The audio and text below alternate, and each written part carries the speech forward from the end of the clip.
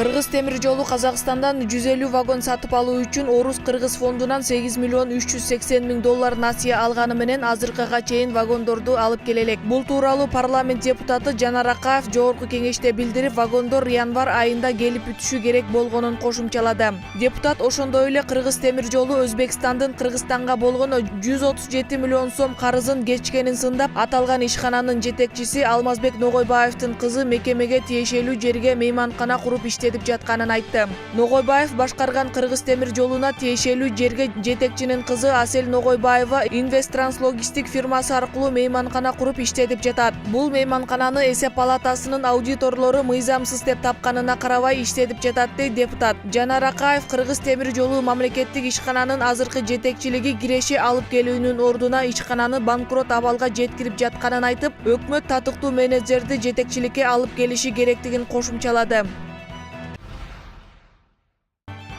Ысык Көл облустук милициясынын басма сөз катчысы Сталбек Усубакунов билдиргенде, 28 февралда кар көчкү басып калган 9 жаштагы орусия жараны София Честикованын өлүмү боюнча соттук медициналык экспертиза дайындалып, тергөө да жүрүп жатат. Милиция жеринде иликтөө жүргүзгөндө орусиялык турист Алексей Аверкиндин үй бүлөсү лыжаны атайын жол менен эмес, тапталбаган кардын үстүнөн тээп көчкү алдында калганы маалым болгон. Алексей Аверкин жубайы 2 баласы менен кар алдынан чыгууга жетишкен. Үчүнчү кызы София Честикова узак убакытка көчкү алдында калып каза тапкан. Окуя 28 февралда кечки саат 17:00 чамасында Каракол шаарындагы Каприз эс алуу жайында 4-5 чакырым алыстыкта орун алган.